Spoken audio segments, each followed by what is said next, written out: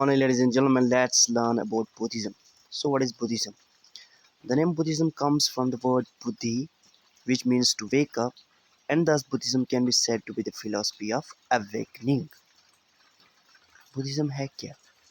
खुद को उजागर करना है, ठीक है?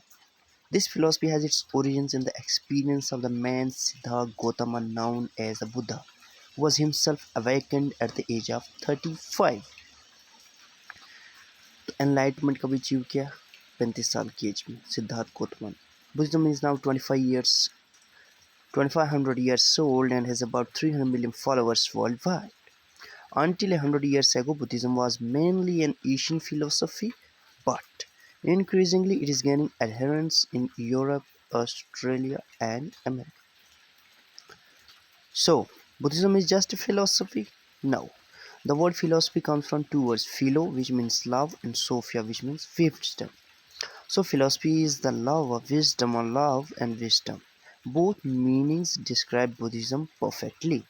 Buddhism teaches that we should try to develop our intellectual ability to the fullest so that we can understand clearly. It also teaches us to develop love and kindness so that we can be like a true friend to all beings. So Buddhism is a philosophy, but not just a philosophy. It is the supreme philosophy. Third question. Who was the Buddha?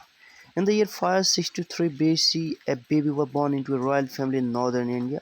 He grew up in wealth and luxury, but eventually found that worldly comforts and security don't guarantee happiness.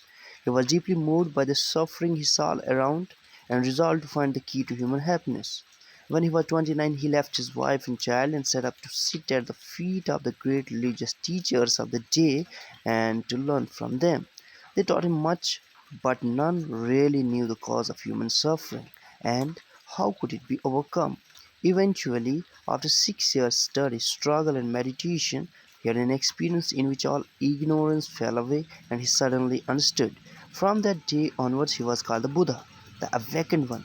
He lived for another 45 years, during which time he traveled all over the north in India, teaching others what he had discovered. His compassion and patience were legendary, and he had thousands of followers. In his 80th year old age, but still dignified and serene, he finally died. Thank you.